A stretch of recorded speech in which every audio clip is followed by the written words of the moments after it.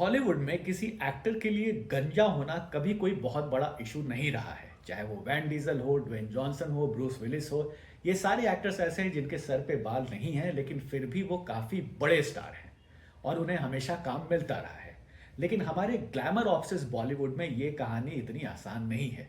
और हम आज ये बात इसलिए कर रहे हैं क्योंकि आज हम एक ऐसे एक्टर की बात करने वाले हैं जिनके गंजेपन की वजह से टैलेंटेड होने के बावजूद उन्हें वो कामयाबी नहीं मिली जिसके वो हकदार थे।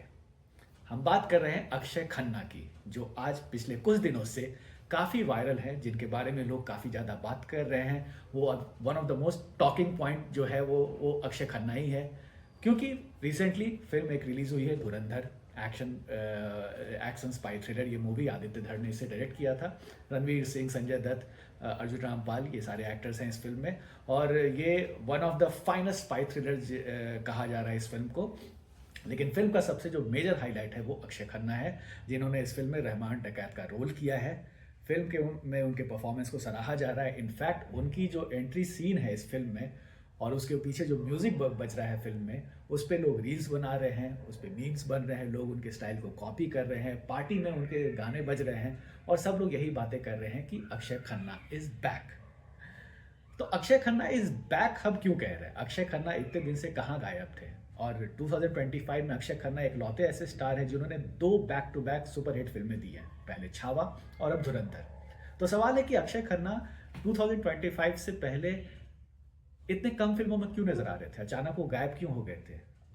उनके करियर की बात आज हम करेंगे। स्टार्ट करते हैं उनके इनिशियल फेज से। अक्षय खन्ना ने 1997 में अपना करियर स्टार्ट किया था। फिल्म थी हिमालय पुत्र और उस फिल्म को उनके पिता विनोद खन्ना ने प्रोड्यूस किया था। और उसी साल आई थी जेपी दत्ता की बॉर्डर, जो एक 1971 की वॉर पे बेस्ड थी। बॉर्डर में अक्षय खन्ना के साथ कई सारे बड़े बड़े स्टार्स थे उनके सामने। सनी देओल थे, जैकी श्रॉफ थे, सुनील शेट्टी थे। और इन सब के बावजूद जो परफॉर्मेंस सबसे ज़्यादा स्टैंड आउट किया था वो अक्षय खन्ना का था। तो अक्षय खन्ना के टैलेंट को आप अंदाज़ा लगा सकते हो कि वो कितने बड़े कितने ब्रिलियंट एक्टर थे कि इन सारे बड़े स्टार्स होने के बावजूद भी लोग उनके रोल को, धर्मवीर के रोल को आज भी याद करते हैं। उस फिल्म के लिए उनको बेस्ट सपोर्टिंग एक्टर का अवार्ड भी मिला था। लेकिन अक्षय खन्ना को वो कामयाबी उस समय भी नहीं मिली थी जो वो डिजर्व करते थे, क्योंकि वो टाइम था शाहरुख खान, सलमान खान, आमिर खान का। क्योंकि जो बड़े बड़े प्रोडक्शन हाउस थे, बड़े बड़े प्रोड्यूसर्स थे, वो उस वक्त इन बड़े स्टार्स के पास ही जाते थे। अक्षय खन्ना के झोली में बड़ी कम फिल्में आती थी और जो फिल्में आती भी थी वो लो बजट की फिल्में होती थी। कोई बहुत बड़े डायरेक्टर का नाम उन फिल्मों के पीछे जुड़ा हुआ नहीं रहता था। 97 में करियर स्टार्ट करने के बाद 98 में भी उनकी चुनिंदा 1-2 फिल्में आई थी जो खास चली नहीं थी। 1999 में उनकी एक फिल्म आई थी आप लौट चले, जो कि राज कपूर आर के स्टूडियो की फिल्म थी, जिसे ऋषि कपूर ने डायरेक्ट किया था। फिल्म जनवरी में रिलीज हुई थी, लेकिन वो फिल्म भी नहीं चली। हालांकि उस फिल्म में ऐश्वर्या राय भी थी, बट फिल्म के गाने अच्छे थे, लेकिन वो फिल्म कुछ खास नहीं चली। 1999 में एक और अक्षय खन्ना की फिल्म आई थी और वो फिल्म थी ताल, जो कि सुभाष घई ने जिसे डायरेक्ट किया था, मुक्ता आर्ट्स की वो लास्ट सुपरहिट फिल्म थी। सुभाष घई के नाम के वजह से उस फिल्म को लोग ज़्यादा देखने आए थे, ना कि अक्षय खन्ना की वजह से। ऊपर से उस फिल्म में ऐश्वर्या राय भी थी, जिनकी कुछ ही दिन पहले हम दिल दे चुके सनम रिलीज हुई थी और वो सुपर हिट हुई थी।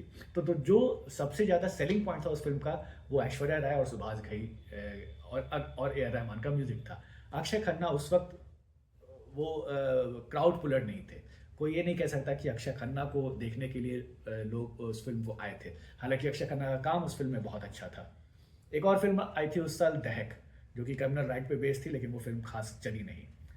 फिर 2000 का साल आया और उस साल अक्षय खन्ना ने कोई भी फिल्म नहीं की। लेकिन फिर 2001 में सिनेमा भी बदला और Akshaye Khanna as an actor भी काफ़ी चेंज हुए और इवॉल्व हुए।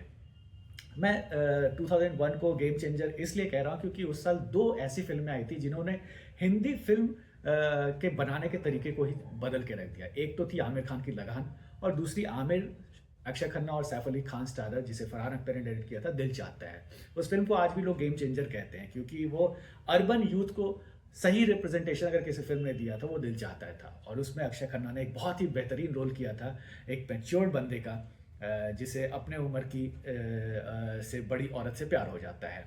उस रोल के लिए भी अक्षय खन्ना को बेस्ट सपोर्टिंग एक्टर का अवार्ड मिला था। लेकिन दिक्कत यह है कि अक्षय खन्ना को as a lead hero cast कर कोई भी प्रोड्यूसर डायरेक्टर कास्ट करने को तैयार नहीं था।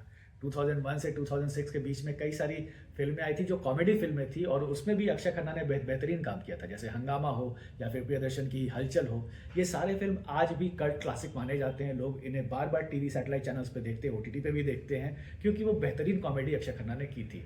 उसके उसी उसी दौरान एक दो और फ़िल्में आई थी जिसमें अक्षय खन्ना ने नेगेटिव रोल किया था, जो हमराज़ अगर आपको याद होगा, अब्बास मस्तान की ही फ़िल्म थी और अक्षय खन्ना ने पहली बार उसमें नेगेटिव रोल किया था और वो फ़िल्म भी लोगों को काफ़ी पसंद आई थी। उसी साल दीवानगी आई और 2008 आते-आते अक्षय खन्ना ने कई सारी फ़िल्में की थी और अलग-अलग तरीके के रोल किए थे। कभी वो स्टीरियोटाइप एक ही तरह की एक्टिंग नहीं करते थे, तो वो काफ़ी वर्सेटाइल थे, ये बात हम लोगों ने उस दौरान देख लिया था 2001 से 2008 के बीच में। लेकिन 2008 के बाद अक्षय खन्ना का करियर जो है वो डिप करता है और जितनी भी फ़िल्में वो करते हैं, वो शॉर्टकट हो या गली गली में शोर हो, इस तरह की फ़िल्में थी, 30 मार खान हो, नो प्रॉब्लम, इस तरह की फ़िल्में थी जो कि बिल्कुल नहीं चली और फिर अक्षय खन्ना ने एक ब्रेक ले लिया। उसका ये भी कारण था कि उनको वैसे रोल्स नहीं मिलते थे जो कि अक्षय खन्ना करना चाहते थे या फिर उनके कैलिबर, उनके टैलेंट को कोई भी ऐसा डायरेक्टर यूटिलाइज़ नहीं कर रहा था और अक्षय खन्ना काफ़ी दिन तक सबैटिकल में चले गए। अक्षय खन्ना 2016-17 में एक बार फिर कमबैक करते हैं एक फ़िल्म से। फ़िल्म का नाम था मॉम, जिसमें श्रीदेवी थी और श्रीदेवी की वो आखिरी फ़िल्म थी। हालाँकि उस फ़िल्म में नवाज़ुद्दीन सिद्दीकी भी थे। उस फ़िल्म में अक्षय खन्ना एक कॉप का रोल प्ले करते हैं और फ़िल्म कमर्शियली बहुत ज़्यादा सक्सेसफुल नहीं थी। फ़िल्म के लिए श्रीदेवी को नेशनल अवार्ड मिला था और अक्षय खन्ना के काम को सराहा गया था। उसी तरह से एक और फ़िल्म आई थी उसी आई थिंक 17 या 18 में, इत्तेफ़ाक नाम की, जिसे रेड चिली ने प्रोड्यूस किया था, शाहरुख खान की कंपनी ने। फ़िल्म में अगेन अक्षय खन्ना का काम बहुत पसंद किया गया, लेकिन कमर्शियली वो फ़िल्म बहुत ज़्यादा बड़ी हिट नहीं रही। फिर 1-2 साल का गैप और फिर दृश्यम 2 में अक्षय खन्ना नज़र आए और फिर अभी 2025 और हाँ, 2018 में एक और बहुत अच्छी फ़िल्म आई थी जिसे मेरे हिसाब से वो बहुत इंपॉर्टेंट फ़िल्म थी और हर इंडियन को वो फ़िल्म देखनी चाहिए और वो फ़िल्म का नाम था सेक्शन 375, जो कि रेप के लॉ को लेकर के मिसयूज़ जो होता है, जो कई सारे फॉल्स एलिगेशंस लगते हैं रेप पे, उस पे वो फ़िल्म बनी थी और उसका थीम यही था कि इनोसेंट अंटिल प्रूवन गिल्टी और ये बहुत अच्छा एक केस था जिसको कि इस फ़िल्म में दिखाया गया था। आई थिंक वो सबको देखनी चाहिए और अक्षय खन्ना की one of the brilliant performance में से वो भी फ़िल्म है। फिर वही दृश्यम 2 आई और दृश्यम 2 में भी उन्होंने एक कॉप का रोल किया था। लेकिन जो गेम चेंजिंग ईयर रहा है अक्षय खन्ना के पूरे करियर का, वो 2025 ही रहा है। सबसे पहले वो छावा में नज़र आए as the Mughal emperor Aurangzeb. लोगों को काफ़ी पसंद आया। फ़िल्म में बहुत कम डायलॉग्स थे अक्षय खन्ना के, लेकिन खामोश रह कर के भी जो असली बात कही जाती है वो अक्षय खन्ना ने इस फ़िल्म में दिखाई है। और फिर अभी धुरंधर रिलीज़ हुई है। तो मेरे हिसाब से अक्षय खन्ना का जो पूरा करियर रहा है, अक्षय खन्ना ने बहुत बेहतरीन रोल किए हैं, अलग-अलग तरीके के रोल किए, कभी भी वो टाइपकास्ट नहीं हुए हैं। लेकिन दिक्कत ये है कि उनके पोटेंशियल को यूटिलाइज़ करने वाले डायरेक्टर्स कम हैं। और मुझे लगता है कि अब चूँकि सिनेमा बदल रहा है और ओटीटी पे नए-नए वेब सीरीज़ बन रहे हैं, अलग-अलग तरह की फ़िल्म, अलग तरह के शोज़ आ रहे हैं, तो जिस हिसाब से, जैसे अगर आप देखो तो मनोज बाजपेयी हो गए या जयदेव पहलावत हो गए, इन तरह एक्टर्स को जिस तरह का रोल मिल रहा है, I am sure Akshay Khanna भी उसी तरीके का एक बड़े-बड़े प्रोजेक्ट्स डिज़र्व करते हैं। आई एम श्योर बहुत सारे लोग उनके साथ दोबारा काम करना चाहते होंगे क्योंकि अभी देखिए अक्षय खन्ना के साथ-साथ बॉबी देओल जो है, उनका भी कमबैक काफ़ी अच्छा रहा है। पिछले कुछ दिनों में उन्होंने जैसे आश्रम में काम किया, एनिमल में काम किया, उसी तरह से अक्षय खन्ना का भी करियर जो है वो एक शानदार कमबैक किया है एंड आई एम श्योर यहाँ से अक्षय खन्ना का करियर जो है वो ग्राफ वो ऊपर ही जाएगा, नीचे नहीं आएगा।